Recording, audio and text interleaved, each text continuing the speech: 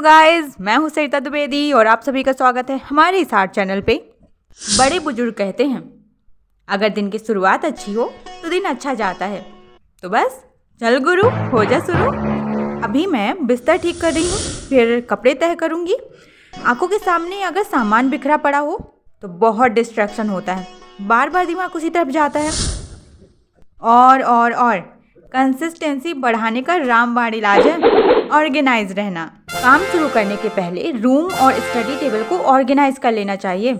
आज मुझे जो सबसे ज़रूरी काम करना है वो ये है, ये पेंटिंग। इस पेंटिंग को रीटच करना है। पेंटिंग बनाते वक्त अभी जब मैं रीटचिंग कर रही थी तो मैंने नोटिस किया कि उंगलियों के बीच में कंगन का एक्चुअली कुछ हिस्सा नज़र आता है जो कि मैंने नहीं बनाया था। अच्छा हुआ रीटचिंग में मैंने देख लिया। मैं अभी उसी को बना रही हूँ एंड बहुत ज़्यादा फेड हो गया है ये पूरा का पूरा। इसमें चारकोल अप्लाई करना होगा, हल्का पाउडर वाला यूज़ कर रही हूँ मैं, क्योंकि बहुत ज़्यादा नहीं पेंसिल का यूज़ करने की ज़रूरत नहीं है, पहले से ही उसमें डार्क शेड्स दिए हुए हैं। तो कुछ जगह तो चारकोल पाउडर फैल गया था, उसको साफ़ करना है ताकि रिफ्लेक्शन ठीक से नज़र आए। और इस पर अभी बारीक सा काम चल रहा है, बहुत ही बारीक सा। पेंसिल का थोड़ा सा यूज़ कर रही हूँ क्योंकि बीच बीच में अगर मैं ब्रश अप्लाई करूँगी, टच करूँगी तो वो पूरे में फैल जाएगा। बहुत बारीक काम हुआ है। आपको पता है जब मैंने फर्स्ट टाइम ये पेंटिंग बनाया था काफ़ी टाइम लगा था और सबसे मेन चीज़ कि मैं बार बार डीमोटिवेट हो रही थी।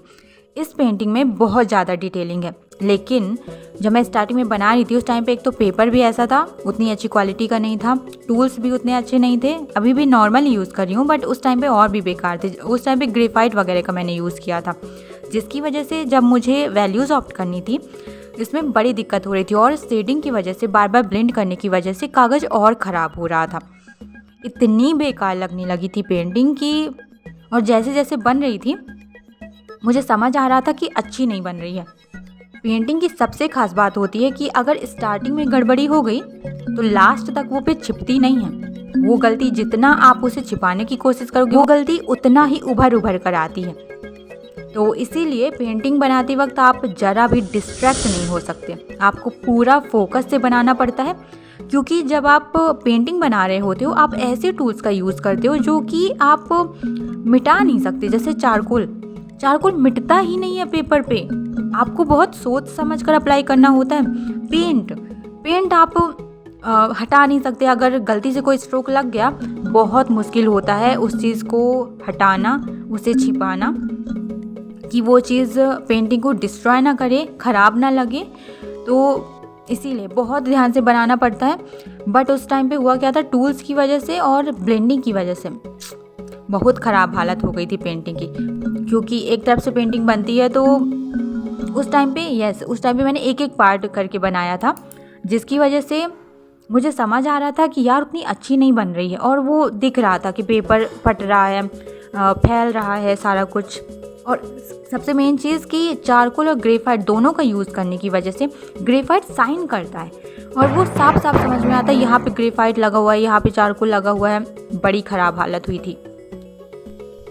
एंड वो येलो कलर का पेपर, कड़े वगैरह इसमें बने हैं तो रिफ्लेक्शन के लिए वाइट एरिया दिखाना बहुत इंपॉर्टेंट है। अब उस पर एक तो चारकोल भी अप्लाई होता है, फैलता है, ग्रेफाइट भी थोड़ा बहुत फैल ही जाता है।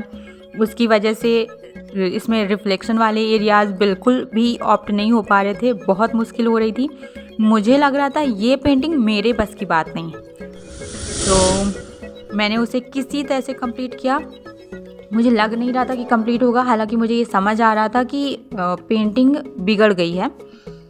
तो मुझे लगा कि मैं इससे कंप्लीट करती हूँ, उसके बाद वापस से शुरू करूँगी। लेकिन शुरू करने के पहले मैं ठीक से ऑब्जर्व करूँगी कहाँ पे क्या एरिया है, कहाँ पे कितनी वैल्यूज़ हैं एंड एवरीथिंग।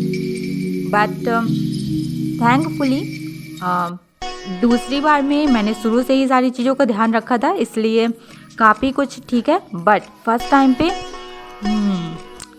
बहुत हालत ख़राब हो गई थी। मैं बार बार डीमोटिवेट हो रही थी, मुझे लग रहा था यार ये पेंटिंग ना बिगड़ गई। और पता है बहुत मेहनत लगी थी फर्स्ट टाइम पे, इस बार तो बहुत जल्दी बन गई थी क्योंकि ऑफ कोर्स पहली बार की गलतियाँ मुझे याद थी कि उस टाइम पे क्या क्या गलतियाँ हुई थी। इस बार उन सभी चीज़ों का ध्यान रखा। वाइट पेपर यूज़ किया है मैंने, आइवरी शीट यूज़ की है और पूरी पेंटिंग चारकोल से बनी है, इसलिए शाइन वाला जो एरिया, रिफ्लेक्शन वाला जो एरिया आप देख रहे हो, वो एक्चुअली वहाँ पर चारकोल नहीं है, वो पेपर है।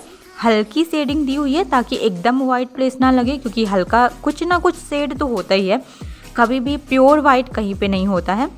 बट काफ़ी अच्छा उभर कर आया है, नेल्स वगैरह काफ़ी अच्छे हैं, सही वर्क है। I am satisfied, not fully, because मुझे ऐसा फील होता है कि ये और भी बेहतर बन सकती है।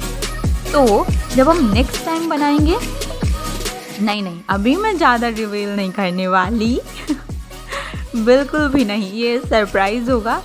देखते हैं क्या होता है, कैसे होता है, अब हर बात तो नहीं बता दी जाएगी।